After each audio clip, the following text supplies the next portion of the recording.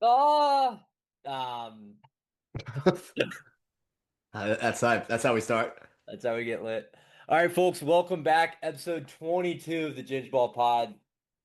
Bit later in the week this time around. I'm on a work trip in lovely Phoenix, Arizona, and Beck's getting fucked by his work. So, keep our views high so that this can become our job. We don't have to do this shit anymore. Beck, how? Yeah, yeah. Work might be 6 inches deep in me, but I'm 6 inches deep in the NFL slate. So who's really winning? I'm that fucking guy. So Just that who's really up? I'm that fucking guy. guy. Also, full disclosure, Beck said the same thing to me when he hopped on the scene. Let's go. We're Yeah, gonna I keep it start, real for everybody. Nobody's excluded. This is an all-inclusive pod, and I'm that fucking guy. and I'm that guy. All right, let's get started a little differently this time around. We are going to do a power ranking of the top 10 teams in the NFL currently. I think there's going to be a decent amount of movement in this from what we've had in the past. Just because I think there was a lot of shockers this week from some of the teams we thought were at the top of the NFL. And nobody's good. Yeah, that's what I'm starting to realize. Like, I can't name one team that I'm like over the moon about. And this week really, we'll get into the recaps after this, but this week really showed some holes in a lot of the top teams. Let's start at 10. And I have a few teams. Let's do a consensus here. So we'll kind of bat around some teams for this and we'll come to a consensus. But for 10, I'm between a few. I think the Jags I had at 10 last week. Obviously, they have a tough loss to the Seahawks. So I think they probably drop out of the top 10 this week. Um, you have teams like, honestly, the Pats might sneak up in there. The Seahawks, however you feel about the Steelers, I don't know if you're as high on them as consensus. But I yeah, mean, listen, that's the sort of the Steelers are team. gonna the Steelers are gonna fake their way to like a 5-1 record after this week. They're gonna win tonight.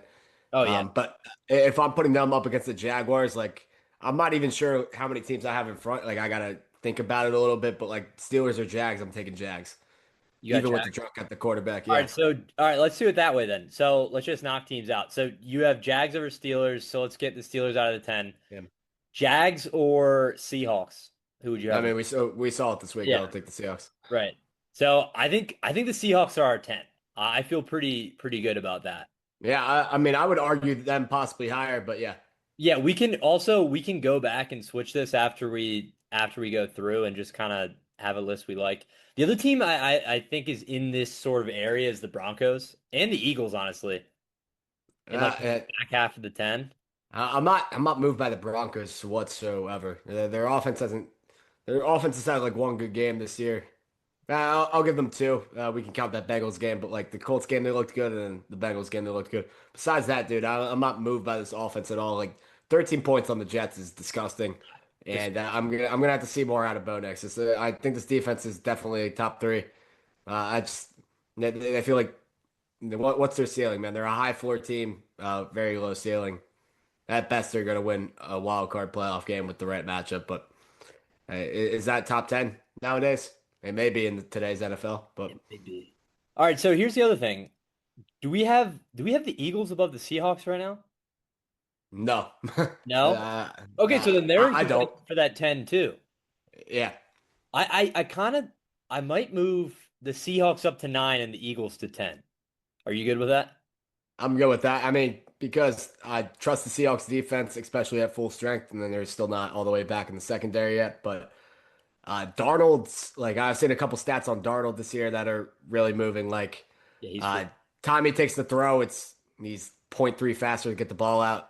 No, that doesn't sound like a lot, but in stats wise and like how that measures up, like that's a huge amount of difference. JSN's like one of the best receivers ever analytically wise. Like yards per out run, he's at over 4 yards per out run, and he's running some of the most routes in the league. So, Yeah. I mean, they got a good engine going there. You would want to see more Kenneth Walker on offense. I think that's really the only thing you can say so far about them that I don't like, but they're definitely like one of the NFC's elite right now from what I've seen so far. Yeah, when that defense is healthy, man, holy shit. They get after the quarterback, they lock down in the secondary. Yeah, so let's go. Eagles 10, Seahawks 9. I think so are we leaving the Broncos on the outside looking in of the top 10? I 100% would. Okay, we'll leave them out for now. I think that leaves us at the 8 spot. The teams I would have in consideration here, I would have the Packers, the Bucks, who we might be pushing up further now. Uh Packers, the Bucks. Dude, it's I, you know what? I'm I'm down with the Bucks here, man, because I do want to get ahead of. They play the Lions this Monday night in Yeah, Detroit. without half their Yeah, team. they're down their top four receivers, man. Like they're gonna lose this week. I would put my left testicle on it. I will be putting $250 on it. It's a guarantee that the Lions will beat the Buccaneers, especially the Lions coming off a loss too. Like perfect storm for a Lions win. Okay, so you have the Bucks at 8. So you would have the Packers above the Bucks. Yes, I would. I know this is power rankings. We're going off what we've seen, and the Packers look still a little bit anemic, but I'm gonna trust the talent on that team, and trust what I've seen from them at full strength in the first 2 weeks of this, or not full strength, but at their peak of their powers the first 2 weeks of the season.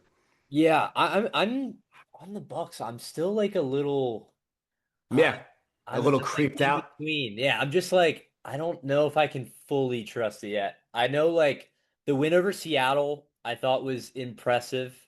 Um, but I'm still a bit like half in, half out with them. Like they don't feel like an elite 5-1 to me. Bro, I'm gonna tell you right now, they could go 13-4, and Baker could win the MVP. I don't think I'm buying it completely. Yeah. And it feels like they might have that like kind of magical season, They kind might. of the narrative I'm painting in my head that I can see. But in no way am I going to be like, this is the class of the NFC by the end of the season, unless I see something like completely shift with them in terms of dominance wise. Yeah. Like, it just doesn't move me enough yet. And that might sound like Kate. No, I mean, take it or leave it, whatever you want to say. Yeah, no, I mean I agree. I think I know the defense was better against Tampa. I mean against San Fran, but like I mean, San Fran's missing everybody yeah, it too. was like Mac Jones and the boys like like Mac Jones and Kendrick Bourne getting loud. Like, yeah. So Mac we're Jones good. also is like not healthy at all. Yeah, and Um I told you the Niners were a fake good football team. They have too many injuries to be real good, and now Fred Warner's out. Like I tried to tell people last pod, don't be moved by them beating a divisional opponent. It's really nothing to get happy about. You're the third best team in the division, Little Bros. yet little bros. Yet here's the other thing. We don't have an AFC team in this 10 yet through 3 teams, and I think we were gonna go Packers at 7. The Yeah, one so I mean, are we sure we have the Patriots outside looking in right That's now? what I was just about to bring up. I'm not convinced that the I could Patriots. put them at 10. I Yeah, could put them at 10. I would shift everyone up that we've discussed, like Eagles 9, Seahawks 8. Wow, the Seahawks just keep jumping. Bucks 7, Packers 6. I feel like that's better, and then we have Pat slot in at 10. Let's just see Sure. how that looks when we do I it. mean, it's your list at the end of the day. Fuck. It's your list, brother. All right, so let's do that. So we got Pats 10, Eagles 9. Let's put that in. And then we got Seahawks 8, Bucks 7, Packers 6. Yes. Yeah, I'm good with that. Let's just get all those in. All right, so let's go down to 5. I think the teams we're between here are the Chiefs, who I even might move up, dude. No, Colts, they're higher. They're a top three team right now for me. yeah, That's not really yeah. close. The Colts. Like Um, I'm ready. Like if we definitely have the oh, the Bills in Rams. here, We haven't said the Rams yet. yeah, I'm ready to get the Bills off the board. I would have the Bills outside the top 10 almost. Like they'd be right near the Really? pit. Dude, they look so. They don't have a man coverage beater right now. So if any team can play man and get some pass rush, they're gonna give this team trouble. So where would you have Um, the Bills? I would have them in the top 10. I'm saying No, no, no. I'm But not. like in this. Right now, I think we got to go right now. I think I'd have the Packers ahead of them too. So I'd put the Hmm. Bills at like 6. You want to do Bill 6? Yeah, and I So don't even feel great about like I'm very pessimistic on them right now. the That defense game is against the that game against the Falcons moved me on feeling terrible about them because the Falcons gave him every opportunity to win in the second half. I Yeah. mean, the defense got stop after stop for them, and they didn't like it was the Falcons gave them every opportunity to win that game, man. And some of the play calling shit this year with Joe Brady, like and around Elijah Moore, like doing weird stuff. Yeah. Uh, no real aggressiveness to go for it, like not putting the ball in Josh Allen's hands enough, really not establishing the run with James Cook enough. Um, and then not having a guy who can beat man coverage. Like if I'm them, Khalil Shakir has to be playing 90% of the snaps. He's playing like 55 to 60 right now. He's your best man coverage beater. I Yeah. mean, you nobody can get open, and they're blitzing like 5, 6 every play, and you could tell like it was giving them a hard time. And have they really like look at the combined record of the teams that they beat this year? It's it's nothing special at all. It's like 3-21. Yeah. Yeah. No, I am very shocked that they haven't worked Shakir in more. Like he kind of almost seems like a star in plain sight. Like every time he touches the ball, it's like an explosive play, or he's breaking a tackle, or he's getting open. He's just clearly their best guy, and they just I don't know. They try to go to like Keon Coleman on these like jump balls on like third downs, and it's just It's over. That is over. yeah. So, I mean, I'm good with the Bills at 6 for now. Um, I do think they're going to start to bounce back. I think the run game will look better than it did against Atlanta. I also just thought Atlanta was outstanding in that game. And we'll get to that in the recaps. But all right, so let's go. So we got Bills at 6, we got Packers at 5. I think Colts are the 4. And the other thing is we don't have the Rams in the 10 at all. Yeah, so I mean, I know the Colts lost to the Rams head to head. I think I feel better about the Colts a little bit, right? If we're paying respect, I would like to have the Colts higher than the Rams just because I feel like the Colts threw that game away. Are we sure that the Rams are better than the I guess I would have them above the Bucks for now. Um I don't know. This is tough, man. I mean, we're talking about a lot of teams that are in the same kind of vein, and we're trying to put 10 of them in the top so who 10. would you have? Would you have the Colts or the Rams? I feel better about the Colts. So do I. All right, so let's go Rams 4, Colts 3. I think that's good. And then we're left with the Chiefs and the Lions, which we just saw on Sunday Night Football. It feels Yeah, that feels fair to me. and so is it Lions 2, Chiefs 1? I would do that. I mean, Dude, this yes. is I think that it's insane to me how quickly the Chiefs like figured out most of their problems. Like it really was like plug in Xavier Worthy, have a deep threat. Then all of a sudden the run game starts looking like marginally better, which opens up a ton. Kelsey's still cooking, and the defense has been playing better. And all of a sudden it's like, I mean, we have them ranked right now as the best team in football. When Yeah, a few weeks seems ago, like Nagy's figuring out play calling duties. Like he's been there for multiple years now. Seems like they finally have found their bread and butter. And like when Rashi comes back, I mean, I feel like the floodgates are going to be opened. I feel high on this team because it's the best offense we've seen from them since 2022, and it's not close at all. yeah, and I mean when Rasheed, as you just said, when Rasheed steps in and you get the real possession guy. I know Juju's been good. Um, that's not sustainable. So having Rasheed step in and then you still have Worthy and you still have all this dynamic. You got Hollywood, you got Taekwon, you got like three Yeah, I legit mean burners. it's turning into like a deep offense. Yeah, So let's go back through our top 10. We got 10, we got the Patriots. 9, we have the Eagles. 8, Seahawks. 7, Bucks. 6, Bills. 5, Packers. 4, Rams. 3, Colts. 2, Lions, and 1, Chiefs. I think that's right. Like, I yeah. mean, you've I could go back and forth on Lions Chiefs. I know that the Chiefs just like kind of manhandled them on Sunday Night Football. I do think if that game was in Detroit, I wouldn't be shocked at all if the Lions win that game. Um, I think they're really even. But yeah, I'm good with these rankings. Was there any Uh, change now listening back to it? Nothing I would change. Like definitely the Jags, like as currently constructed, are the closest in the top 10 for me. And then a team that is on the outside right now that like is a move or two away from me feeling really good about them again is the Chargers. They just need to get some Yeah. offensive line help, and I'm all the way back in. I really am.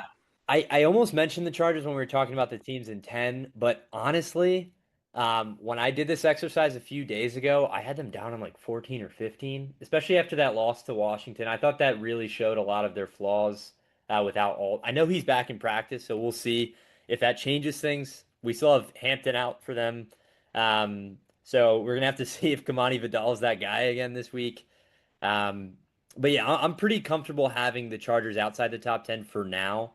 I do think though, like you get Alt back in the swing of things, they're probably better than the Patriots. Yeah. But And it is also, like, I feel like, not to cut you off, but one more team that we didn't talk about that if they won Monday night, I think we definitely would be considering them as the commies. I just trust their offensive engine with Daniels back. Uh, the defense is kind of hit or miss, but I think they'll be in this range at least. Just like when Daniels is there, they're going to be good enough to be discussed at least in this range. I mean, we didn't talk about yeah. them once. I feel like they deserve a little bit of that at least. Yeah, I mean if we're discussing the Chargers, we have to discuss the Commanders. So yeah, I mean they're in there. Obviously the Broncos we said. Um yeah, I don't know.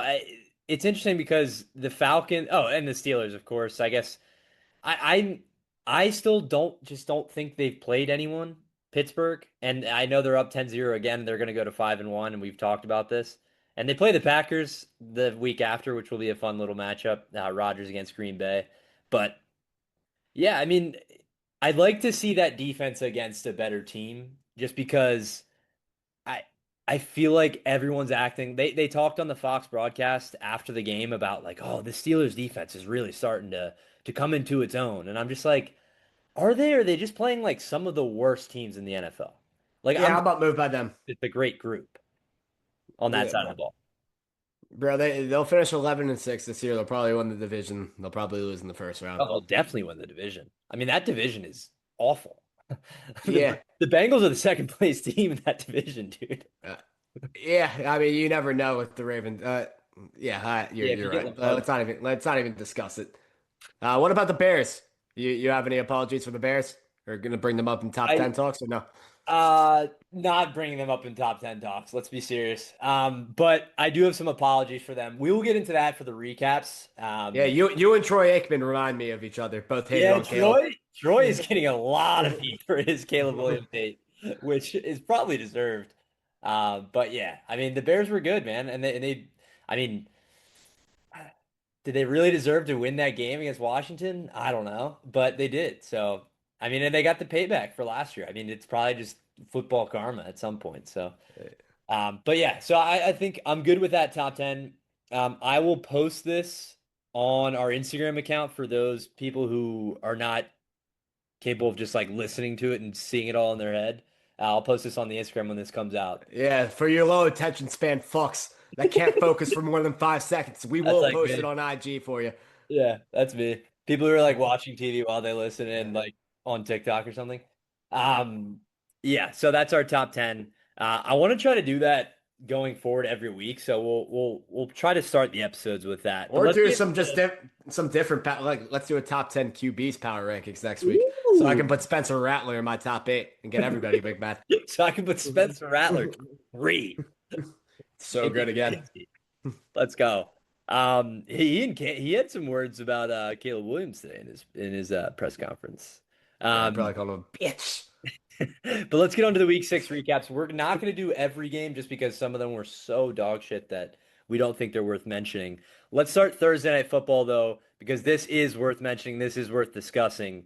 The Eagles, an absolute travesty. They go to MetLife. It's a get back right opportunity for them coming off of the loss the previous week.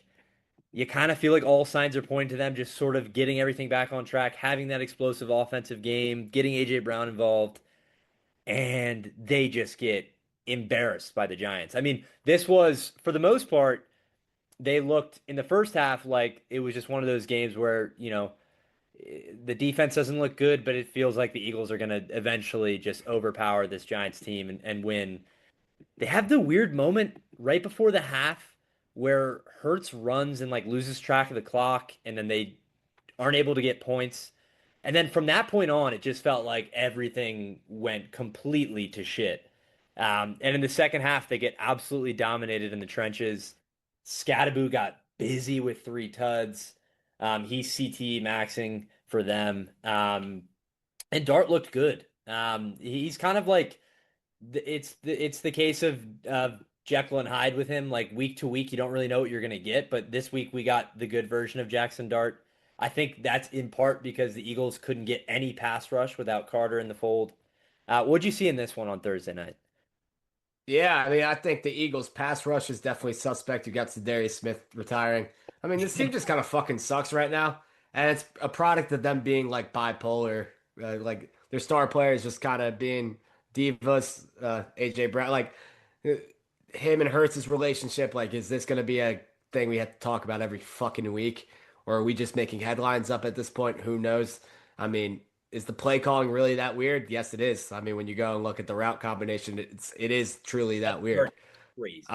I mean, Dallas Goedert is peppered in this offense, and I mean, when Devontae Smith's open for a deep touchdown, we can't hit him. It's when the Eagles want to just like go out there and have fun, it's fucking cliche and uh, homo as that sounds. Like they really got to do that and just like not think about the fucking what the press is gonna say or the relationships. Just go out there, have fun, play some football, and they'll be a completely better product. Even if I feel like their defense is lacking talent wise at edge right now, and definitely cornerback too.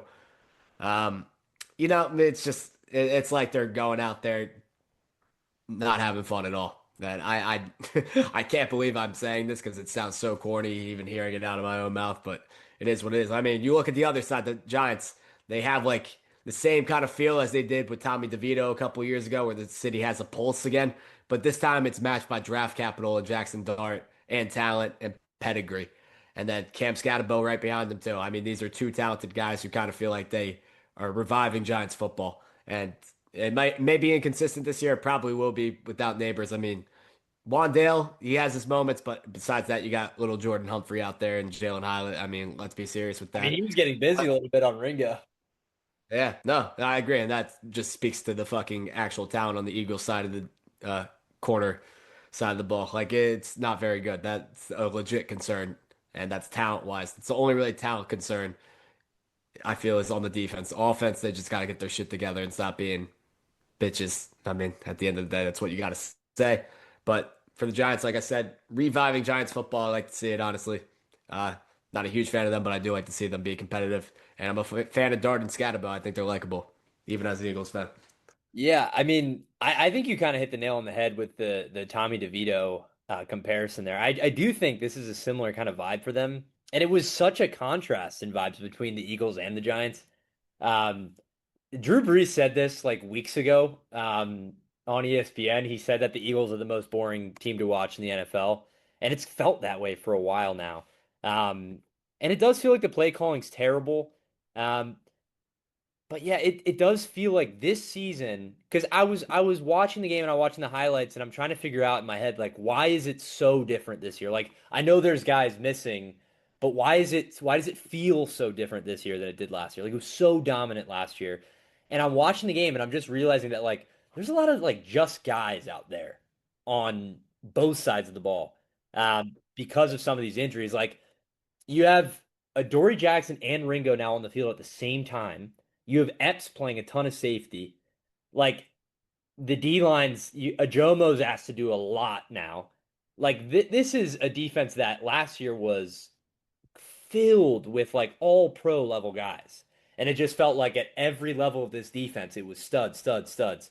Now, dude, it is like you just didn't see this level of like mediocrity in like tackling and like every facet of the game. It just feels like they've dropped a level. Yeah.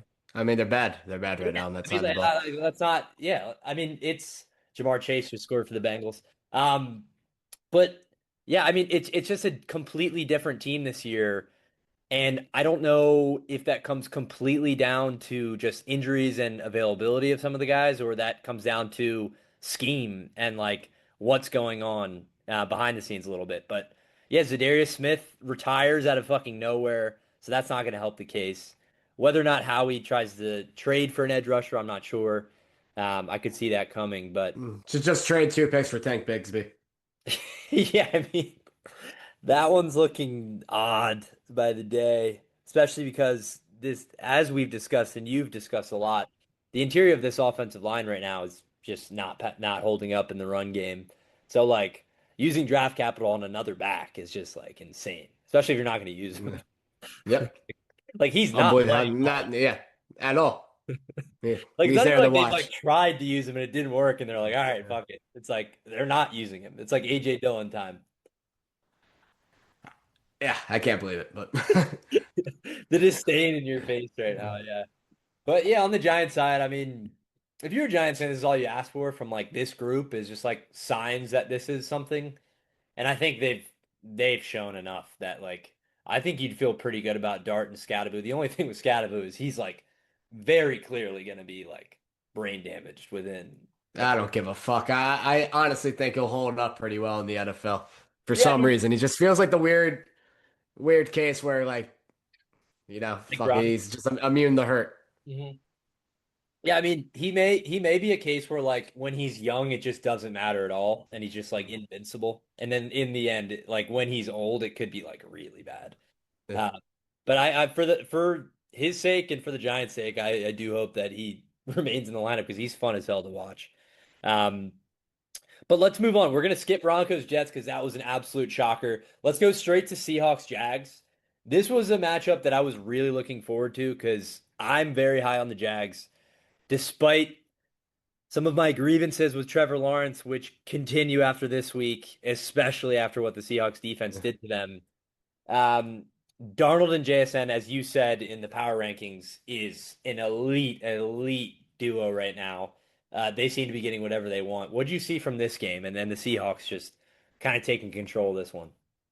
Yeah, the Jags can't run the ball the last couple of weeks, No. and they haven't tried to establish it enough. They had the pass game going against the Chiefs, so I don't blame them there. But I mean, feels like they got to get back to getting that balance back. 12 points against this version of the Seahawks defense with the secondary still banged up. I don't think it's good enough. So I mean, I get why you're going towards the pass because the Seahawks front is elite. They're great tackling, but yeah, I don't know. Trevor's got to get more than 12 points out of this group. And another BTJ touchdown got called back, so you can Yeah. point to that. But still, too much of a struggle bus for the Jaguars in this game when I don't think it should have been. And then for the Seahawks, I mean, they play their game, they play at their pace. It feels like they know the style they want to play at, and they commit to it every week. It's good stuff. Got the tight ends more involved every week. Like I said, I like that a lot. Just want to see more Kenneth Walker offensively. Don't really understand that snap share with Zach Charbonnet getting a little bit more work, but it is what it is at this point. The difference for them this year has been JSN and his ability to stretch the field, though, because we kind of thought him and Cup played the same role offensively in terms of like the route tree that they're going to run. Now, I mean, JSN has become a field stretcher. He's become their do it all guy, and he's an alpha. He's a top three receiver right now. You can argue he's the best receiver in the league. You really can. Yeah, I mean he's incredible, man. Like he's I mean, and the thing about the Seahawks team in general is they are much more competent much earlier than I thought they'd be. I always thought this would be like I thought this would be like a fringe like wild card team. I never thought they were gonna win the division, which now they very well could. Um, but it just seems to be clicking a lot earlier than I thought. I don't know if you're feeling the same way. Like I knew JSN would get going, but I didn't know it was just going to be like, bam, from the jump, him and Darnold are just like this elite duo, and this offense just takes off. I Um, definitely thought as an offensive line, like that group was going to struggle more like they did yeah, last year. They've completely turned it around. And I mean, that's the engine of its offense, the way Clint Kubiak wants to run stuff out of play action under center. I think the offensive line being good was a necessity for them, and it being so makes them, I mean, damn near elite at this yeah. point. And we talked about it. This defense is still missing some guys, so like this team is only going to get better. Um, and I mean, it's exciting to think about what this team might be once we get to January, because I mean, in this NFC right now, it's wide open. Like this could be one of the best teams in football. I wouldn't be shocked if we're sitting here in January and we're like, are the Seahawks a Super Bowl contender? Like they very well could be. I wouldn't be shocked. Yeah, I mean everybody is at this point right now. Yeah, there's very few teams who impress me right now. So this was a very, very impressive showing to me from a banged up Seahawks defense, and yeah, that offense is still good, and I think there's still more meat on the bone for them as we talked about with Kenneth Walker. I think that run game can be even better. Yeah, I mean we've talked about ad nauseum, but I don't really understand the splits there. Um, I think he should just sort of be the workhorse. But yeah, I mean it's a good win for the Seahawks. Let's move to the One Colts. sec, one sec. Oh yeah,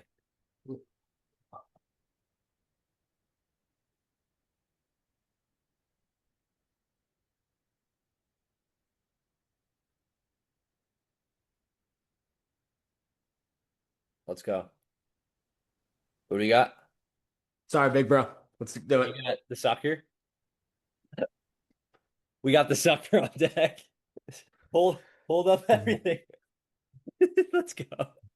All right, let's move to Colts Cardinals, where we nearly had another crazy upset. Jacoby Brissett and the boys, man, kind of take it to the Colts for the most part of this game. The Colts defense gave me some question marks that I didn't really have coming into this one. I'm starting to be a touch more concerned, just a little red lights turning on in the back of my mind about that Colts defense. But in the end, Jonathan Taylor electric again, and the Colts get a late touchdown to win this one, 31 to 27, and move to 5-1. What'd you see in this one? And are you a bit more concerned about this Indianapolis team than you were? Nah, the Colts are just like me. They didn't take the Cardinals serious. And they probably should have a little bit more because they weren't facing Kyler Murray and they needed a Cardinals offense of usual. But I mean, they knew they were going to win. Well, let's be honest. They were just sitting back, tucking it in. I mean, two of their players get injured pre-game. That's pretty weird stuff. You don't really see that all the time. Yeah. Thank you, Jay Glazer, for the report on that one. But I mean, Jonathan Taylor is a fucking engine, and as long as he is at 100%, then this team's going to be good. I'm convinced. Unless Daniel Jones falls off the face of the earth and becomes completely terrible, then they'll be fine. And I trust them way more than the Jaguars. I really do, just because I Yeah. think Steichen's a good coach. And I just kind of trust in the infrastructure a little bit more. Again, Jim Irsay's daughter on the field, she's going to be instilling the confidence in this team. And yeah, this team just didn't really take the Cardinals serious, and I don't blame anybody for not taking the Cardinals serious. They're not a team to Yeah. be taken serious. Yeah. No, I think there's definitely something to be said for that. They were definitely looking past them a bit. It's weird to me. Jonathan Taylor's MVP odds are plus 10,000 right now. He's like where Bo Nix is. He's like below Jaden Daniels, Lamar Jackson. He's below Darnold. He's below I mean, Herbert. that's funny stuff. Like I'm very confused about that because he's already up to 750 all-purpose yards and 8 touchdowns. Um, and he is the engine behind what is like an electric offense. Like this offense is I mean, and it's not. I think people when they think about the Colts, I know that Jonathan Taylor is top of mind, but I don't think people quite realize how much like they are the best offense in the NFL by EPA per play, and the passing offense is not even top five.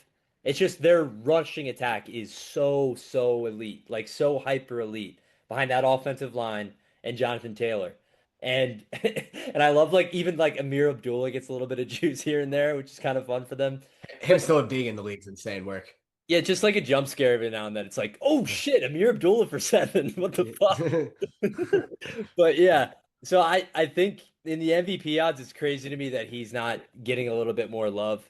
But yeah, I do think there's something to be said about the Colts potentially just kind of overlooking the cards in this one. But I did think Brissett was like pretty good in this, and like I don't know, they Yeah, I mean, I'll give you a couple of those weeks, and then like you ask him to start too much, and then it comes back to, mid. yeah, But you get two at the weeks of end of the film. day, back to the JT MVP odds thing for just a second. I feel like whenever you have a team that kind of comes and surprises the rest of the league with the record wise, and they're a run heavy team, that's tailor made for Coach of the Year. And that I Yeah. mean, we've seen it with Kevin Stefanski. It's going to be Shane Steichen's head Coach of the Year to lose. Yeah, I mean Daniel Jones is even ahead of Taylor right now in MVP odds, like by a lot.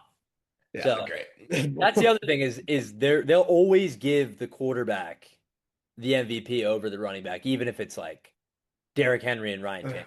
Like, like that's essentially what we're dealing with here. But yeah, I mean, I think I'm the same as you. I'm not as put off by this as I think some people were when they watched this game, just because I still think there's enough elite traits about this Colts team that I'm not like taking them out of the Super Bowl contender tier.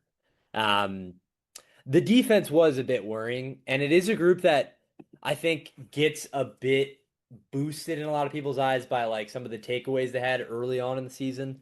So we'll have to see if this group is as elite as it initially looked, or maybe it was a bit fugazi. But I still think it's a good enough group that it can hold up their end of the bargain.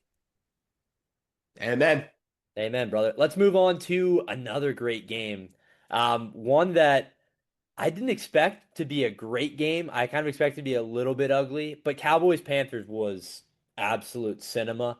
The home Panthers, your mm. your theory about the home Panthers looks like it's dead on. And even like I was listening to some pods during the week, and they were saying the same thing. They were like, "Yeah, I mean, this team is genuinely just two different teams." And like you can see that the Jets opened as a 1.5 favorite against the Panthers at MetLife this week, and now it's flipped to the Panthers being a favorite, but even Vegas is sort of on the home Panthers thing now. Um, Rico Dowdle in a revenge game goes absolutely berserk for over 230 all-purpose yards. Pickens gets busy for the Cowboys. What'd you see in this one? Yeah, I mean, George Pickens, wow. He's my first takeaway from this game because this is a special player. It's a Yeah. special player, and it seems like he's found a home here. He said he wouldn't mind being back, so maybe it's not a home for long term, but I mean, him and Dak, they got a good thing going. I think Dak looks incredible, man. This is a great season from Dak. I think you can argue it's his best season of his career. If you want Yeah. to go 2 years ago, then by all means. But I like the way Dak looks a lot. Surprised that Javante got bottled up like he did in this game, but I mean the Cowboys' offense still looked good. And then for the Panthers, I mean, if Rico Dowdle's going to continue to be this type of engine, then you can win any game. You really can. Uh, but it may just be a product of play. Like the Miami Dolphins' run defense is the worst of all time, man. It really is. We're approaching levels of them being so fucking bad. I mean, they allowed 125 yards to Kamani Vidal this week. Let's be fucking serious, man. The And Cowboys to are like a better. terrible Chargers O line, and then yeah, I guess the Cowboys are in that same vein. Uh, it's gonna be interesting to see. Chuba Hubbard said he feels 100%. I guess Rico Dowdle feels 110% this week, though. Yeah. So we'll see how that backfield shakes out. But Yeah. again, yeah, I mean, the home Panthers are a thing. I tried to alert people to this. I really did. Like, there's no way you beat the Falcons 30-0 and there's not something funky going on there. Yeah. That was the only theory. It was the only takeaway. And I think that game against the Jets, a Jets team that's 0-6 and dying for a win, like Aaron Glenn's job is suddenly like on the line almost. So it might get a little bit greasy there, and I think that will be a weird ass game for the Panthers. But if they win that, they're 4-3. Like they're in the thick Yeah. of it in the NFC. This is like a borderline playoff team now. Like, let's get loud. Yeah. I Keep mean, pounding. Keep pounding. that's another we're talking about coach of the year. I think Canales is definitely in the mix there for that. And especially if they start even stacking up more wins, which I think they might. But yeah, that does scream a game where like the Panthers kind of shit the bed a little bit because they're not. I know the offense looked absolutely spectacular in this one, and the Jets are another terrible defense. Another great opportunity for Dowdle to go nuts. I don't know what the split's going to be between him and Chuba. I imagine Chuba might be on a bit of a snap count as he returns, but yeah, I mean, it's another opportunity. It's a terrible defense to get busy, and they might like this offense just might keep getting better, and if they're able to stack like some good complete offensive games against shitty competition, it might just instill a bit of confidence in the whole group. Yeah. They And do this was come. their most complete offensive game, Yeah, bar absolutely. none. Absolutely. Like it sort of felt like before, even beyond like everything about this Panthers team is so like there's a dichotomy in like every part of the way they play. Like it's the home team and the away team. It's the first half team, the second half. Like Bryce Young in the first half versus the second half through the first 5 weeks was like two different quarterbacks. And this was the first game where he was actually able to put a full game together. Tet And gets his first touchdown, which is notable in this one. I He will looks say like a dog. he's back. Jalen Coker. Maybe that helps put some more consistency into this offense this week. Yeah, Let's and just watch out for that. Legette's looked a little bit better too the past couple weeks. I thought he's All been right, all right, all right, he has been all right. decent. You have to admit. All right, I'll watch that all 22 back. I'll go check. I watched that all 22, I'll but admit I've been a little bit asleep. he wasn't like anything crazy this past week, but the week before that touchdown catch he had another great ball from Bryce, but he had a great snag 2 weeks ago. Bengals are up 14-10 not right now, by the way. So this could be the Steelers take for next week. Um, but yeah, let's move on from this one. Let's go to Pat Saints. Our boys, the New Orleans Saints, they were frisky again in this one, hung around. This game Yeah. was 25-19 from like 10 minutes left in the third quarter to the end of the game. Like I'm pretty sure this score like never changed. It was kind of a weird one. A lot of offense early from both sides, and then just kind of stalled, and both defenses started to get some stops. What did we see in this one? And Drake May was great again too.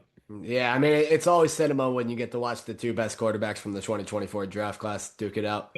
Um, so,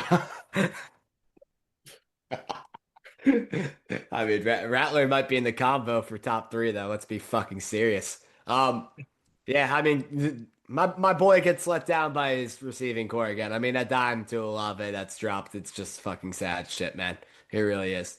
How many times does this guy have to get sold by his team? Like, go on Saints Twitter. I'm telling you, look at the slander on Chris Olave's name and Jawan Johnson. Like, Jawan Johnson, he's getting shit from the contract to his play to his girlfriend, his fiance, whatever it is. I mean, like, Saints fans, they get fed up and they get fed up fast. But, I As mean, we saw. the Rattler hive is growing, man. As the Panthers home crowd hive is growing. I mean, go on Twitter. Look, man. People are starting to catch on. This guy is elite. Drake May is elite as well. And I feel like the Patriots definitely could have won this game by a little bit more if it were not for some penalties that took some plays back. Like, there were some weird ass penalties in this game.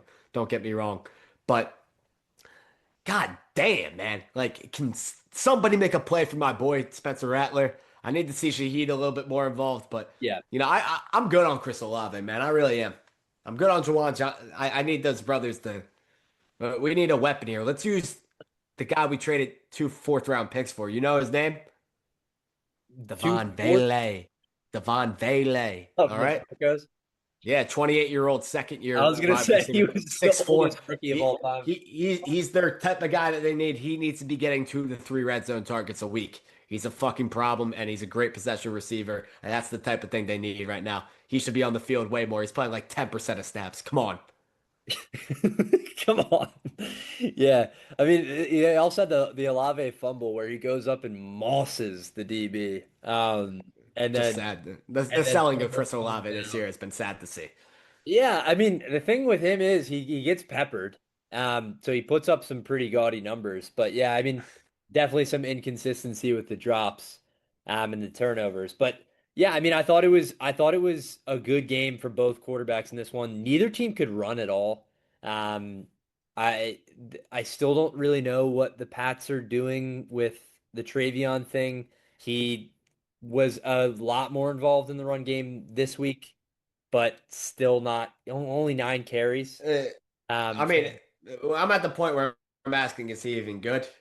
Like, clearly Vrabel's yeah, not like over the moon about it. yeah, but we need a play from him that pops on the screen at this point. Like, I know he's not getting plenty of work, and it's tough to get a rhythm. I get that, but can we get like something that pops off the screen, or can they use him in the receiving game so we can at least get that chance? Like, it's tough to know at this point. Is he good?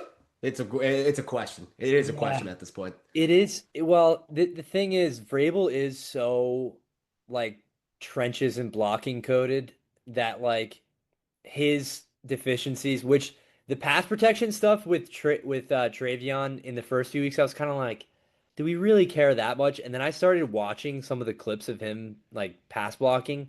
Dude, it is hilarious. Like there was one from this past week where he's just Are you talking about the one where he's blocking air on like the Yeah, rollout? yeah, where Hmm. Bay rolls out and he's just going like this to no one, Yeah, like two yeah. yards from the line of scrimmage. So like there is some truth to like him just being maybe the worst pass blocker like in the NFL. From He's an got to be open out there field. playing nervous though. There's something going on. Because I mean, it's not like he was getting peppered in the preseason, but he had to play every week in preseason where you're like, this guy's gonna be the truth. Yeah, I mean, still, he was like the preseason MVP. yeah. I mean, I still think he's their best back, but we'll see on that one. I don't know, like everything about like this is gonna be sound like the dumbest take ever, but like you look at his like picture, he looks like bored. Like everything about him is just boring right now. Like I don't know, he just looks like a generic. He He really looks like does. an Like NPC. yeah, Trayvion's on NPC watch. yeah. I mean, like you. I'm telling you, if Trey Sermon had a buzz cut, they would be one and the same. Like you wouldn't be able to tell the difference between the two from their play so far. Wow, we got Travion on NPC watch now. I'm just saying we need to see something soon. Yeah, no, I don't disagree with that. I think he's going to get more opportunities because you can't trust Ramondre at this point. He's just like, it's kind of a joke at this point. I wouldn't be surprised if like they move on from Ramondre in some way. Like if they try to make a swing for some, I've heard some murmurs about potentially a Derrick Henry if the Ravens thing keeps going to shit. Potentially a Derrick Henry Mike Vrabel reunion in New England. Can we That see would be the that. All right, I mean, you're talking me into it right now. why not? Why Yeah. not? Eh, But yeah, I thought Send Travion to the practice squad. Let's do that'd be insane. it. But Kayshon Boutte in this one was really good. Pop Douglas gets the touchdown. So I mean, this was a game where Diggs wasn't able to get going in the way that we saw the previous 2 weeks. And a couple other guys stepped up. So this is kind of an offense that's been a strength and numbers thing throughout the season, and they're going to continue to go that way. But the Pats right now, I mean, they have the easiest schedule in the NFL. They're 4-2. I mean, I don't really. It's all there for them. Like they could win this division at this point, the way the Bills are playing. 100%. I don't disagree. Yeah. So And let's their schedule is so fucking shit. yeah, it's a complete joke. But yeah. So let's move on. Let's do quickly Packers Bengals just because I want to touch on a few concerns I have about the Packers. Um, All you, brother. Another game where like you're playing one of the worst three teams in the NFL and you just don't make it look easy. Like this is a team we just ranked in the top five in the NFL, the Packers in our power rankings. But over the last three games, they look more like one of the like number 15 in the NFL. Like they look very mediocre to me right now. I do think the offense has looked good. We've played some terrible defenses. So I would like to see what it looks like against better opposition. We'll see that going forward. They have some better defenses coming up. But yeah, I'm not gonna lie, I'm a bit concerned about this group right now. It's such a far cry from the team that we saw just dominate the Lions in week one, and then dominate the Commanders in week two. Like this is a different team now, and I know we're gonna get some guys back healthy. Devontae Wyatt is still on the mend, which is huge for that run defense. Not having him plugging up the middle has been tough. And Christian Watson might make his debut this weekend. So Yeah, the offense might he only might be special. he might be. He might be. But yeah, I'm just a little bit concerned about them. What do you think about that showing they had this weekend and just their outlook in general? No, I don't think they really care about football right now. I don't think they're trying their hardest. But guess what? They're going to need to because you know what the concerning thing for them is? But 41 days between their next home game. yeah, I mean, we had a ton of home Is games. that something you're concerned about? Yeah, I mean, I'm not concerned about it like this early in the year, but the teams that we're playing on the road aren't great. Um, we'll see. I mean, we play the Steelers in 2 weeks, which I mentioned earlier. I'm excited for that one, so that should be fun. But yeah, I mean, I'm a touch concerned about this squad right now. Yeah, I mean, they give us a good performance next week. I guarantee everybody's singing their Oh yeah, praises.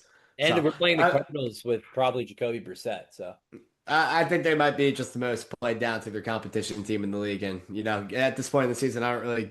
I'm not too moved by that. So Yeah, that's fair. That's fair. We'll see more when they start playing more divisional games. But let's go to Chiefs Lions on Sunday Night Football.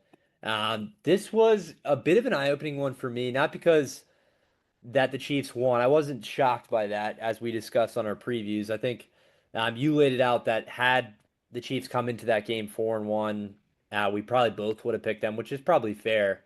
I took the Lions, and the Chiefs ended up kind of controlling this one throughout, which was what surprised me. I sort of thought that this would be like a shootout that like if somebody did win, it'd be like a walk-off field goal, but it was pretty comfortable for Kansas City. What'd you see in this one?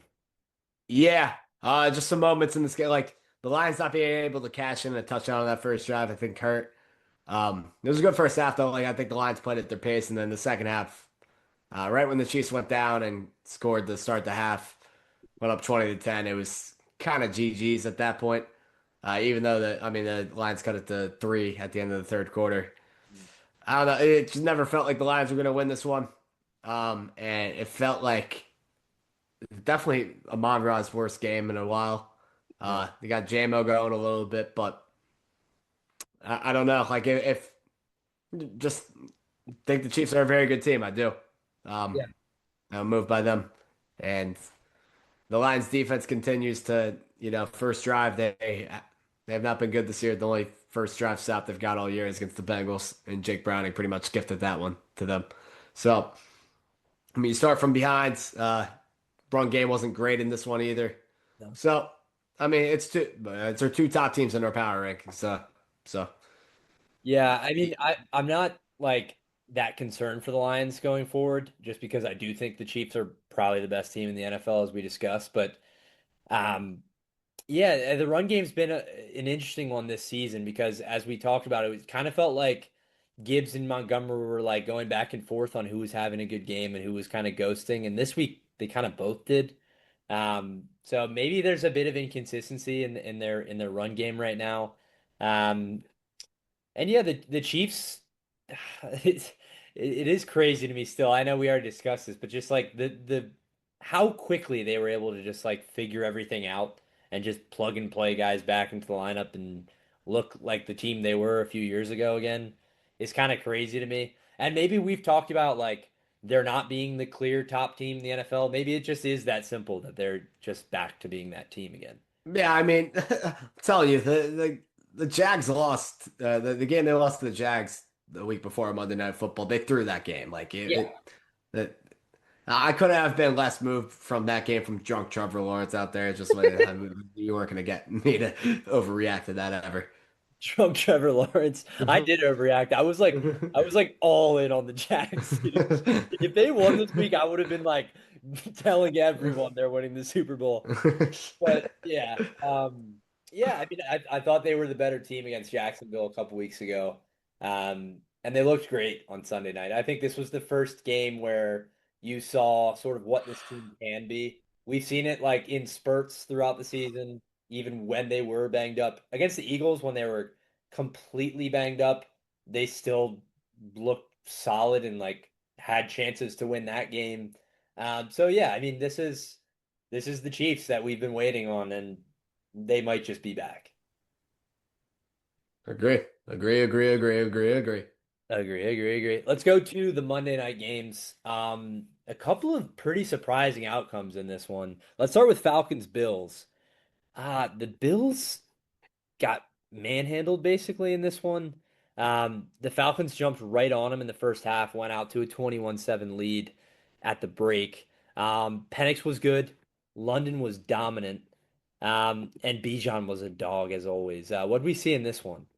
Yeah, I mean, in the power rankings, I kind of gave my take on the Bills version of this game, and I think it's a lot more on them, like I said, than I am impressed with the Falcons. But yeah, the Falcons have a strong fucking duo between Bijan and London. I think Pitts is a very nice complementary weapon to them as well. And then besides that, the way they played the second half and didn't have great success outside of Bijan was concerning to me. And also, I thought they tried to throw this game away twice. With um, Penix has these moments where there's some brain dead plays. Like that Yeah. should have been a pick over the middle when he was targeting London, just staring him down when he thought it was man, and they came out in cover three. Like they almost a similar look to where the Bills picked off Tua in that Thursday night game I a was couple gonna weeks back. say Penix looks a little too-y sometimes. Very, very much so, and I'm concerned about that. But uh, things I like for Atlanta, this pistol offense is like kind of one of the most unique offenses in the Yeah. league. And I know Dan Orlovsky was like going off on the broadcast about there's pros and cons to the pistol. Get the fuck out of here, dude. It's a cool offense. I'm not gonna lie to you. Like the way they deploy Bijan, use him as a receiver, run a lot of orbit motion, bring him back in, and like run outside zone out of that and run screenplays out of that, and double looks where they have Algier in, and use Bijan out wide and motion him in. Like I like this offense, and that was kind of I feel like the most looks we've seen from them all year where they've done this Bijan out wide motion him back in thing. So I'm going to be interested to see more of that. But yeah, it's a pistol heavy offense, and I think it works out for them, and they get the most out of their weapons. They're gonna have to keep Pepper and Drake London at this point, though, with the receiver group that they got. Like fucking Mooney's out and McLeod's out. So Casey Washington, he had a couple targets in this game. Like he's good at blocking, don't get me wrong, but the brother can't catch the football and he can't really get that much separation either. So I I feel like if you key in on Drake London a little bit more, which I don't get why the Bills weren't doing, especially in man, like just double him, um, Their then you secondary may is see not them great. struggle more. Yeah, it's not, but I mean, the Falcons receiving core isn't great either outside of Drake London. It's probably the worst of all time. Um, Yeah. but yeah, I mean, good win for the Falcons. They'll be in the mix. I just, again, it does feel a little too with Penix, and I think he's like got a little bit more zip on his passes, but I feel like his decision making, like he has the like, he predetermines a lot of shit, and for their like playoff hopes, I think that could be the difference of getting in and being like the first ones out. Yeah, yeah. I do think this was the best game they've played all season. Um, Even in those first 2 weeks when they played the Bucks and the Vikings, and they were good. I know they lost to the Bucks, but they were good in that game. I still thought that the offense was a bit lackluster and like had no pop to it, which was crazy given some of the top end talent they have. So this was the first time I kind of saw like what this could be. But yeah, I to this day, I still haven't come out of a single one of these Falcons games being like over the moon about Penix. Like we are now 6 games into the season. Like you'd imagine that like one of the games you'd be like, yeah, that's it. This guy's awesome. And I know he was good in this, but yeah, there's just moments where you're like, you can't make that decision. Like you just can't. In this moment against this team that can punish you with Josh Allen on the other side and James Cook on the other side, you can't make that throw. And that throw over the middle to London should have been picked off and probably cribbed. It should have been a pick six. I think he had another one.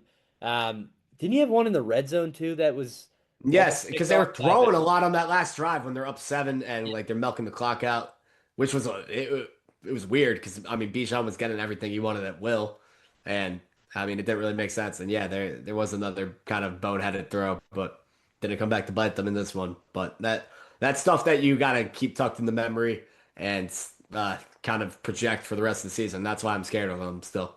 Yeah.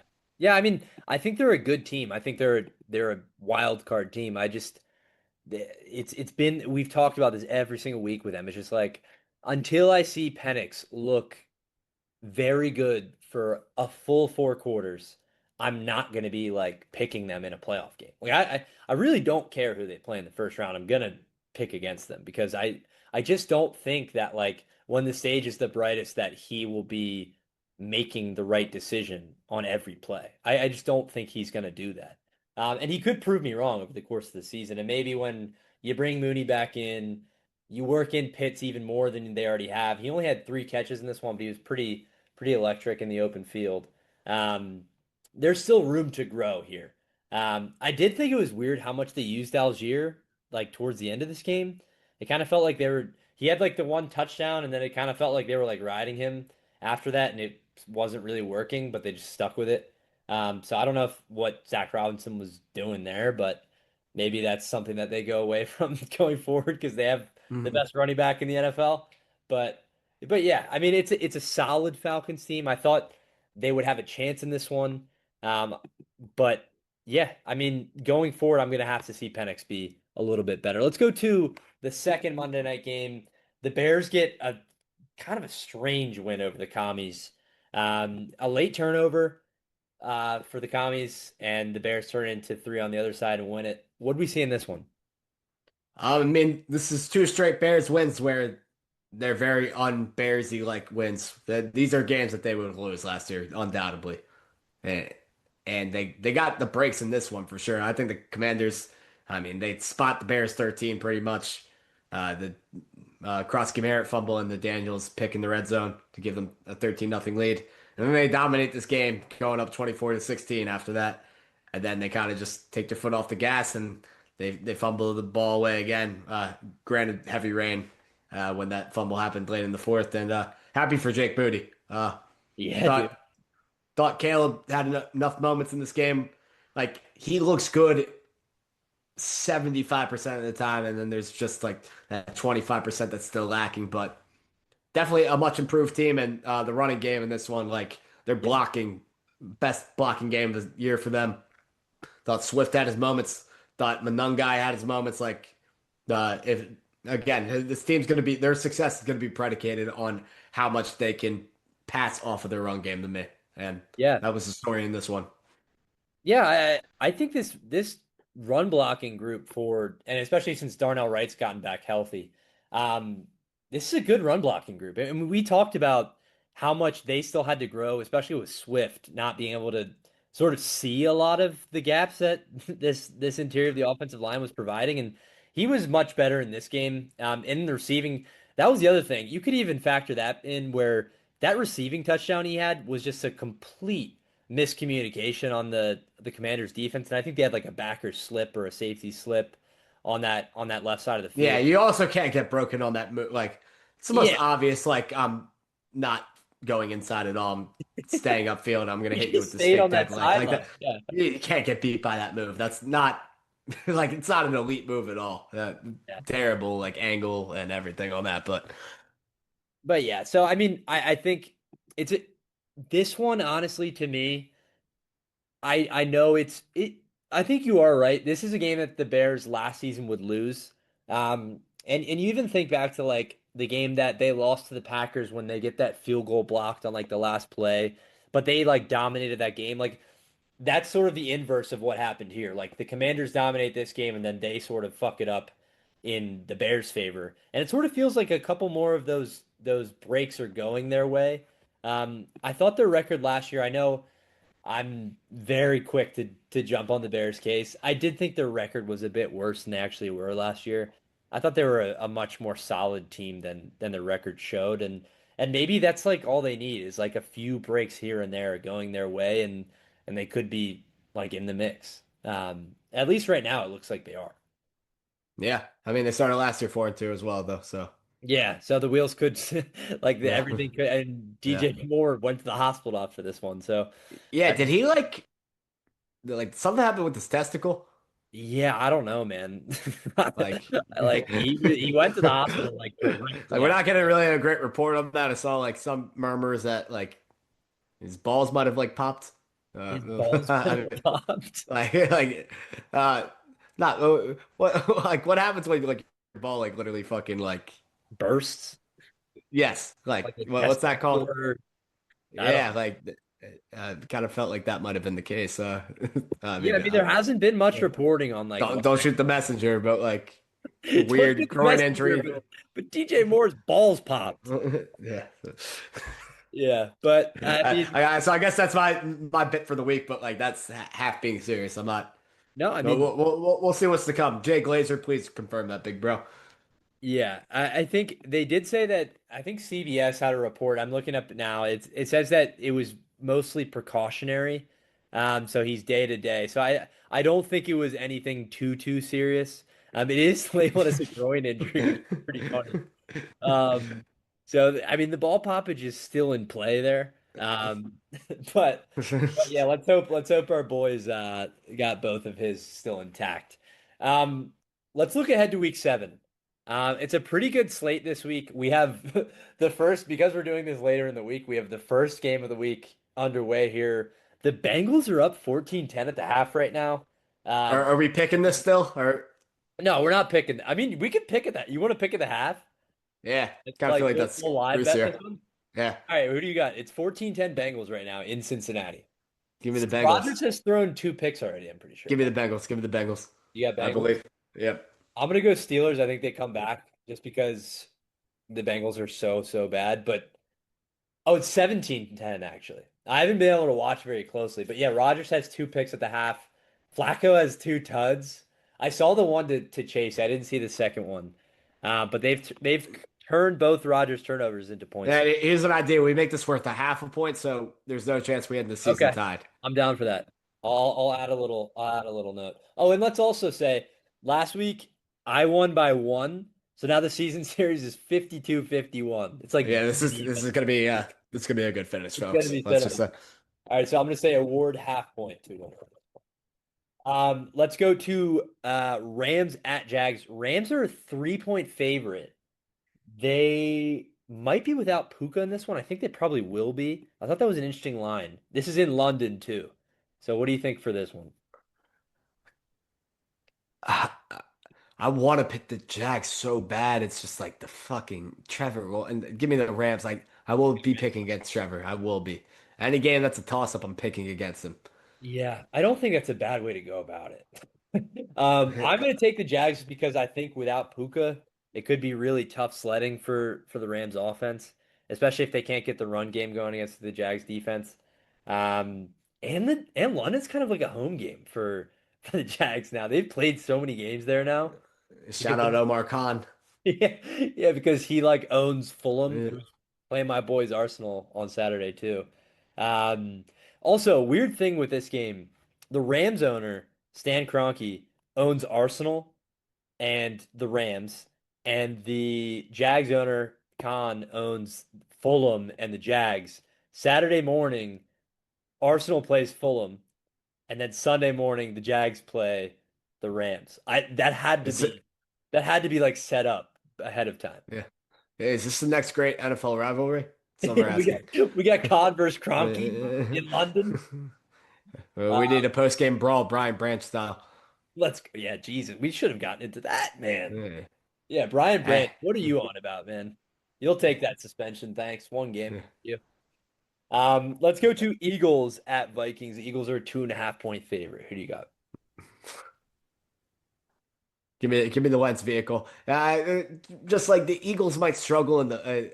This is a crazy way to pick this game, but I'm thinking about the shadows at 1 o'clock in. No, what's the stadium called again? Whatever the stadium's called. I'm thinking about the shadows and the Eagles struggling in them, and it just feels like a bad vibes game.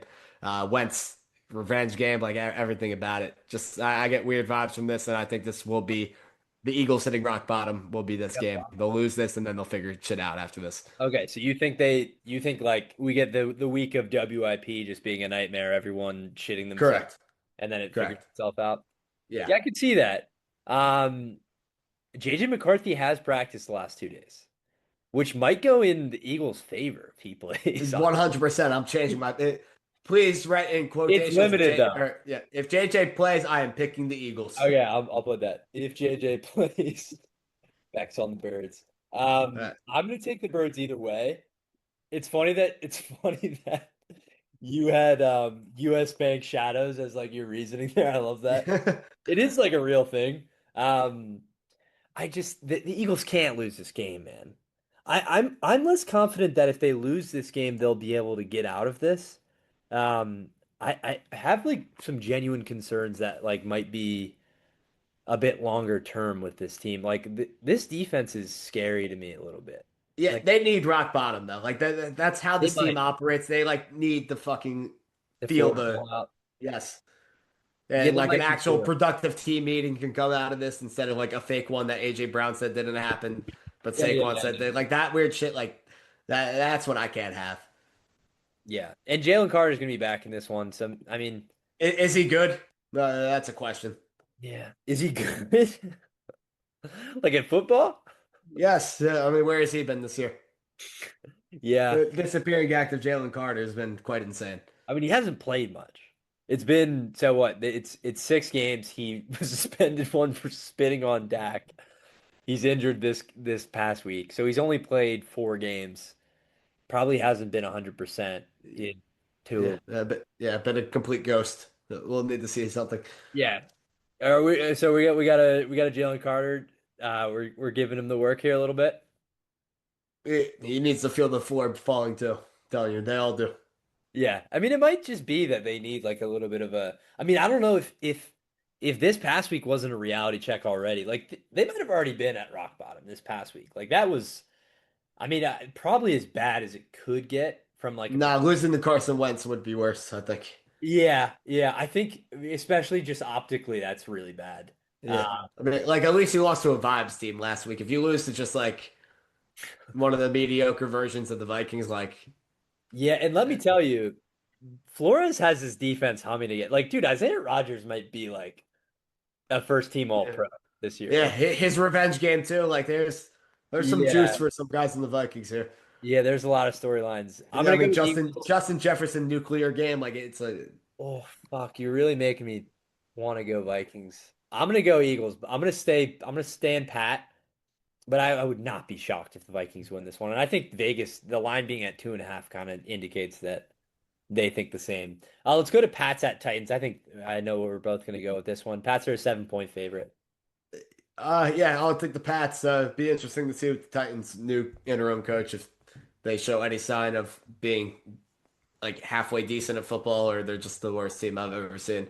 Yeah, So who is the interim there? Is it did they did they get the special teams guy? Oh no, it's it's like Mike something. LaFleur. Oh yeah, the old Chargers coach is that the? Yeah, yeah, yeah. Oh I guess great, because dude. he had Yeah, to yeah, move. yeah. I think we're good on that, dude. They need some new blood in that building badly. Yeah, yeah. I wanted Fasell to get a shot at it. Their special teams coach because I think he's awesome. But yeah, I would like to see the Pats like dominate them because I like want to be all in on the Pats and Drake. Um, but I just kind of feel like they don't put bad teams away, and The maybe they're just like, Panthers. yeah. I mean, the Saints game, like I don't That's know. not a bad team though. Yeah, I mean they are frisky. They've given, but Yeah. I guess what the other side of that is you could say maybe them being frisky against like the Bills, the Bills just aren't as good as we thought. But yeah. Also agree. Yeah. Um yeah, but we're both gonna go Pats there. I think that's pretty straightforward. Let's go Panthers at Jets. Panthers have moved to a 1.5 point favorite now. I'm taking it's the Jets have to win a game at some point. Give me the Jets. Jets. I kind of think that's why they opened as favorites. Like they're probably not gonna be 0-17 and like this probably would be the win if you had to look at the schedule. Yeah, Uh, and they just hit rock bottom a week ago. Like they had net negative passing yards, man. Like Yeah, I just like is Fields gonna start? If Tyrod starts, I'm all in on the Jets. yeah, Fields is gonna say. I'm not saying it's gonna be an impressive win by any means. I think it's gonna just be a shit game, but they got to get one somehow. If Fields is starting, I'm gonna go Panthers. I think he's like I think he's terrible. Yeah, he's dog shit. I mean, Like I think he's the worst quarterback in the NFL. Um, I get why you don't go to Tyrod because like you paid Fields to come in and like be like they paid him like a little more than you would pay like a they paid him starter money, basically. Like bottom end starter money, but starter money. So like rolling with Tyrod is kind of a pointless thing to do when you're already in the shits. But but man, they're bad with him, dude. Like they just look terrible. Like he holds the ball way. He's like the Caleb thing, but like on steroids, like holding the ball too long. He just kind of sits there and like for a mobile QB, he gets sacked way too much. Um, yeah, I mean it's bad, man. And they're down Garrett Wilson. Like I know yeah, is he this is a gonna tall play? task. I don't think so. Damn. Yeah, I'm definitely going Panthers. Let's go Dolphins at Browns. Browns are a 2.5 point favorite at home at the dog pound. Does Dylan Gabriel get his first win as a starter here? No, the Dolphins are gonna win, and we may see. I won't say this game because the Dolphins defense is just so fucking shit. But we may see Shadur next week. Ooh, I might go Fins too, just so I can root for that because I really want to see Yeah. shit. Um, oh, but at the dog pound, dude, I kind of feel like this is just like textbook Dolphins offense looks terrible and Browns win. Yeah, I mean, the Browns threw 52 times last week, and it was the worst showing on earth. Yeah, but they Fuck might not them. have to, dude. Like I think Judkins They could. don't. Yeah, they don't have to at all, though. I mean, yeah, I still think the Dolphins. Yeah, you're right, man. I don't fucking know. Just get me out of the Dylan Gabriel fucking prison. This is Let's terrible, just man. get away from this game. Uh, I'm gonna go Browns, but let's get the hell away from that game. It's starting to scare me. Saints at Bears. Bears are a 5.5 point favorite against our Saints. yeah, Check it's it out here. What are the Saints against the spread? Let me uh, pull it up. the bit's over. Sadly, I think I'm taking the Bears. And you know why the bit's over? Because Spencer Rattler's teammates decide to sell every fucking week. They've literally. I would have three more wins and be up in the fucking season series by God knows how much if Chris Olave and Jawan Johnson and Brandon Cooks decided to be a player for their quarterback. But no. So give me the Bears. I'm tired of giving away games here just because Spencer Rattler's teammates decide to sabotage him. One of the best quarterbacks in the 2024 class, probably top two, top three if we're being generous. Yeah, top three for being generous. So we're putting him over Caleb. Oh yes, most certainly. That's it's him, May, and maybe Jaden Daniels. If All right, I so mean, let's do that because everybody's been doing that on Twitter. Let's rank our top three just in the middle of our picks. We just completely pivot. Let's rank our top three from that class. So you have JD, you have May, you have Caleb, you have Rattler, you have Penix was in that class too. yeah, McCarthy McCarthy. Yeah, forget about that. and Knicks, So let's. Oh yeah, Knicks. Who's your one of those guys? May. Yeah. I kind of think he's my one now too. Long-term outlook, and then I'm gonna have Daniel second, and Rattler's my three, man. Really? Like Rattler genuinely? is my yes. I don't like hate that. I, Not I all do, talent. Like Caleb is yeah, probably Caleb's like definitely talent-wise, he's yeah. either one or two. But Yeah. this isn't a talent game. This is the character that's being built with Spencer Rattler right now is unmatched. And you could say Caleb's built character through the shit year that he had to deal with the Eberflus, but he came right back and got gifted one of the best young offensive minds in football. Yeah. Uh, Spencer Rattler had to be in Dennis Allen jail, and now is getting robbed of having any receiver help. And they won't put Devon Vele on the field so he could thrive. It's just sad. Devon Bailey. I love how Devon Bailey is like the one who's gonna like unlock the box for And I Spencer. promise you, give it 2 weeks and we will all be seeing what I'm seeing Why right don't now. they I'm just seeing the pepper him? visions. Yeah, why don't they just pepper him the way Bo Nix did last year? It's also crazy because Vele was getting absolutely peppered last year, and I think that's why they traded him. Because Bo Nix was just like, this guy's like my best possession receiver, and they were like, that can't be true Yeah. because that's bad for us. I mean, it just that's so obvious. That's what the Saints need. I can't believe you can't get on the field. Yeah, I'm gonna go Bears too, and Saints Bears getting away from our QB rankings. I'm gonna go Bears too. Uh, I don't know if they cover that 5.5, but they're probably gonna beat the Saints. Probably not with a guy like Rattler on the other side. With a dog like Rattler. Let's go Raiders at Chiefs. Chiefs 11.5 point favorites. Yeah, I mean, is it even a question? Is Gino like a fucking? Gino needs to stop it. No, like he actually needs to stop it. I'm They might so have, sick of him. they might need This to is stop it, dude. yeah. Like I, They I know need to they I know stop they this won point. that game like pretty comfortably against the Titans, but like It was anything but a comfortable watch. That was one of the worst football games ever fucking presented on national television. yeah.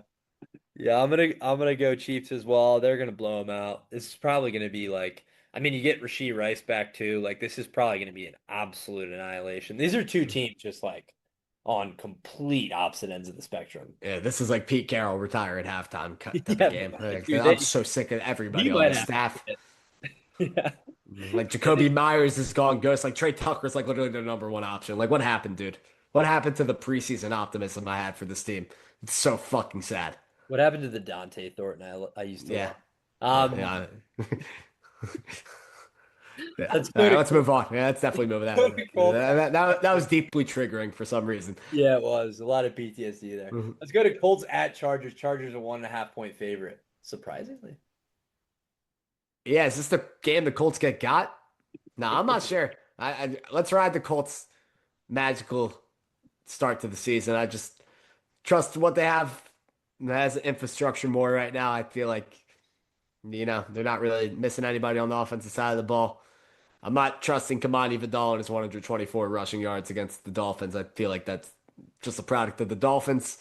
And then still got QJ banged up, so we'll see if he plays. I I hope think he. it'll be a good game. I think the Colts will get him though. It'll be a good game. It'll be a good game. Yeah, this is tough because it does feel like the Colts are kind of playing with borrowed time now because it felt like they should have got last week. Um, and maybe they just needed like a little bit of like a wake up call. But going to LA, um, it is tough without Hampton, dude. If Hampton was there, I mean, I think everybody'd be all in, and you might get Alt back too for the Chargers. So I'm gonna go Chargers in this one. I do think I think the Colts are due for a loss. Um, so let's just roll with it here. I think Herbert might cook because I'm a little bit skeptical about that Colts defense. They kind of worried me against the Cardinals. Let's go to Giants at Broncos. Broncos 7-point favorite. This game might have some juice. Toughest test for Dart yet. So it Yeah, might be a little bit of a letdown on the offensive side of the ball. I'll go Broncos, but by no means am I impressed with the Broncos offense. And if they put up a stinker in this one, oh my God, there will be some segments to be had. There'll be some questions to be answered, and there'll be some takes to be had. I'm serious.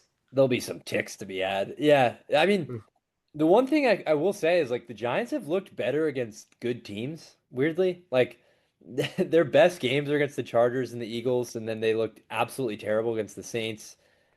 I kind of just think they're not able to like replicate this week to week. I, I have a feeling they get like dominated by the Broncos. Like I think Dart gets sacked like 10 times and Yeah, yeah, that's what I'm scared of. yeah, like I kind of think they get absolutely annihilated. So I'm gonna go Broncos, and I think the Broncos are gonna cover that seventh too. Let's go to Packers at Cardinals. I think Kyler's been limited in like throwing to like reserve receivers the past couple days, so it looks like Brissett's gonna start again. Um, I'm pissed because I'm in Phoenix right now, and I leave Saturday. The game's Sunday, so I was hoping that I might be able to go to that game, but I'm gonna Yeah, yeah. be back by then. Who do you got in this one? You don't want to see the Cardinals in person. The Let Packers me see probably look ahead and they probably win by like four for some reason, but they'll win. And I'll put DJ Moore's left testicle on it. with TJ Moore. I love that we're just like we're locked in that that's why he was in the hospital. It could just be like something else. Yeah. Yeah, I'm gonna go Packers too. I do think this is another game where like they should just absolutely annihilate the Cardinals and they probably won't.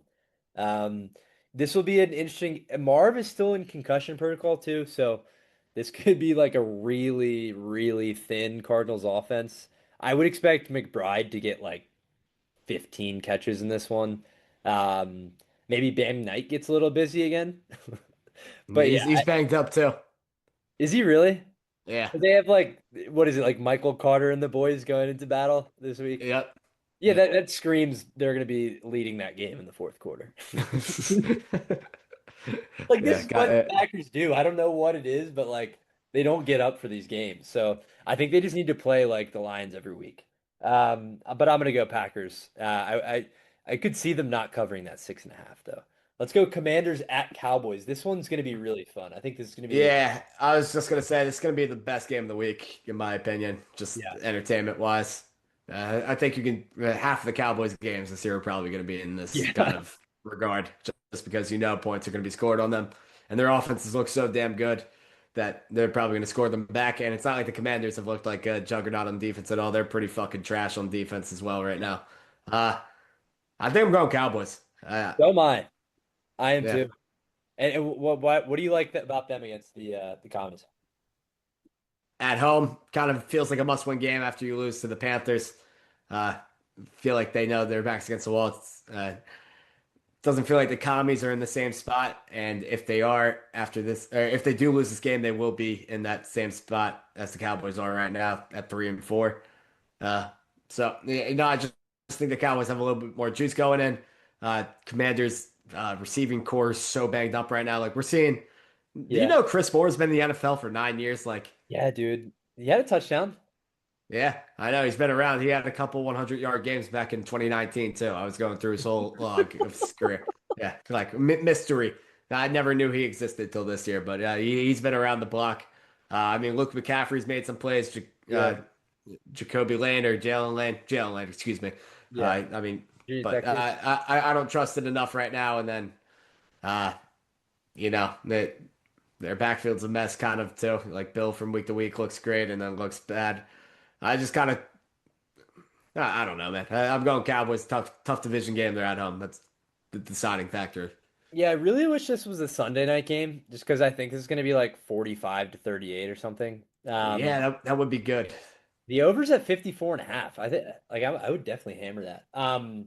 But yeah, I'm worried about the Commanders like late game struggles against the Bears. And I know like the weather played a huge factor in that, but their defense too is kind of Swiss cheese down the stretch Yeah, in that one. And like the Cowboys are not only are they like an uber talented group offensively, but like this is an offensive group that paired with even a mediocre defense, this team would be like very good. Because they have the worst defense in the NFL, they're like mid to bad. They're in like the bad but like fun to watch tier. So yeah, this is like a not only an exciting offense, but like they don't really turn the ball over either. They can get the run game going against worse running defenses. So yeah, I mean, I could easily see the Cowboys. I'm gonna pick the Cowboys in this one just because yeah. I could see them getting after that commies defense. CD possibly back this game. Yeah, I think he is back. I think Yeah, that was announced today. CD's Now, left DJ more nuts. He's back. yeah, he picked up his nuts and put him on his leg. Um, do we think that CD back in the fold hurts Pickens? Like, do we think the Ah, Pickens thing is just like a product of CD not being there? no, I think it might like this might be another Pickens game, and it takes a couple weeks for CD to get back completely in the fold. I I could think see. him and Dak have a good thing going right now, so I guess my I thing think is, they do you think rely on that that. both of them could cook like at the same time? Because it kind of feels like when it's one of their games, it's like the other one doesn't really have a great game. Do you think that they can get to a point where it's like you have both of them going and like the Ferguson stuff and the Javante stuff? Like, could this just be like a complete juggernaut, or do you think it'll always just kind of be siphoned to like, Yeah, if there was ever a game to have it, it'd be this one. I don't think that's going to yeah, be a consistent thing week to week, but I think this week you can see that for sure. yeah, yeah. I mean, I think there's gonna be some gaudy numbers here. This is gonna be a really fun one. Let's go to Falcons at Niners. This is the Sunday night game. I'm kind of disappointed that this is the Sunday night game. Yeah, me too. Especially because you just know it's going to be the most classic Falcons letdown game ever, and the Niners are going to get another victory at the hands of like a team that is just inconsistent and not very, like, not great. Like, just a mediocre win for the Niners. Congratulations, you guys win again. You have the Being Niners? injured, yeah, Yeah, I'm so unmoved. yeah. Like I think Brock's gonna be back for this one. He's been practicing the past couple days. Gronk. Brock. Oh, okay. Yeah, Gronk. Gronk's getting signed with the Niners. Now, on the Gronk note, Kittle is back this week. So you might have Uh, Purdy and Kittle back. yeah, like I'm not sure if Purdy's like 100% still, so I don't Yeah, even no, know if I that helps the Niners right now. But yeah, sure thing. Yeah, yeah. Kittle definitely helps because I mean Kendrick Bourne's your number one right now. So Yeah. I really want to go Falcons, but this does just like reek of yeah, Niners winning Sunday night. I'll go Falcons just so we have a different pick. No, I'm not going. They're not going to win 2-0. I'm yeah, going to go and they're Niners. also not winning like the Falcons having two Sunday night games and winning them both in like the first 6 weeks of the season would be unprecedented too. Like just Yeah. not happening. I feel That like the never. offense might just like have a stinker. Even though Fred Warner, we got to talk about that. Fred Dude, Warner, yeah, their sad. injury luck is fucking brutal, man. Like It's so bad. the worst I've ever seen. Jawan Jennings playing with like five broken ribs and Yeah. two eye ankle sprains. He's like one of their healthier players. Yeah. Unreal. Yeah. And like CMC is somehow still healthy. It's like, yeah, but I'm gonna go Niners. I think Kittle being back for them is like everything, dude. I mean, he helps the run game. He's their best receiver. He's everything to them. So I'm gonna go Niners. Let's go Bucks at Lions. We have another Monday night doubleheader, and this one's one of those 7-10 ones. This is brutal. Yeah.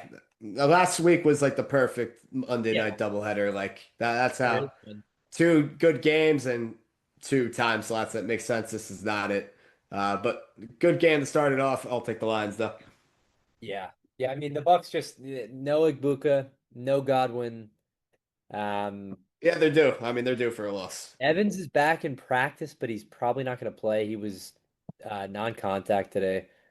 Yeah, I just in Detroit, it just reeks of Lions coming off a loss. All signs are pointing to the Lions. So I'm going to take them in the early Monday night game, and then finally Texans at Seahawks. I'm pretty excited. I'm pissed that this is this late because I'm probably not going to be able to watch the whole thing with work the next day. Yeah, But what do you got here? Seahawks. Seahawks at home. Yeah. Yeah, yeah. I like that. I think it'll be interesting to see. I think the Texans have quietly like started to figure their shit out. So it'll be interesting to Definitely, see. definitely a little bit. But I mean, they're coming off a bye, and Yeah. then they had the Ravens with Cooper Rush the week before, so it's Yeah. not like you really had a real test there. And then you played the Titans the week Right. before, so it's like you've had like three scheduled weeks off at this point. Whether I mean, there's no free games in the NFL. What yada yada yada. The Titans are as free as it gets, and Cooper Rush with the Ravens is as free as it gets. Like, well, so this is a good. This is a true test for them, and Yeah. it's the first time in like a month we've seen them in a actual game. Yeah. And they're playing a really good defense. I think it's gonna be really low scoring. I think these are two really good defenses. This will probably be it's interesting because the Bucks Lions game is two of the best offenses in the NFL, and then these are two of the best defenses. Um, I do it. I'm gonna go Seahawks too. I think they're just a more complete team. I know that the Texans have sort of figured out some of their offensive stuff, but I still don't think like the run game's real. And the offensive line's still not good. And against the Seahawks front, yeah, I think that's going to be apparent. So let's go Seahawks for that one. And that'll wrap it up for that for the week 7 picks. Um, yeah, that'll wrap up with the whole goddamn thing. So Yeah, I thought it was a great episode. yeah, man. Shout out DJ Moore, prayers up. Yeah, And let's hope his fucking nuts already, BD. meh. And We got Spencer Rattler NBA for too. president. We got NBA coming up. Yeah, I am so out on that right now. I need to I know. get I back need in to the lock game. the fuck in. We're I gonna don't think do. I. You want to do a preview on like Monday night because the games start Tuesday. Sure, I'll be bullshitting out of my ass. I can Oh promise all the yeah, viewers right now. we all will. It's Yeah, fine. That's what it's all love about. it. All right, then I'm here. You can bet your bottom dollar. I'll be right here. Yeah, it is gonna take me a time. I'm gonna be on load management for the first couple weeks of the NBA season because Yeah, I've been as pouring will it. the players. So Yeah, like, it's not like we're any different. We're just treating the game with the same respect that they are. Embiid might play game one. Sure Embiid thing, might play brother. tomorrow Well, night in the yeah, preseason. put your left testicle on it, DJ Yeah, I'll Moore put style. DJ Moore's left testicle on Yeah. it. All right, folks. Thank you very much. And keep watching the YouTubes. A lot of people are watching the YouTube shorts, so we're going to keep posting those. They've been getting a lot of traction. So thanks for watching those, guys. Adios.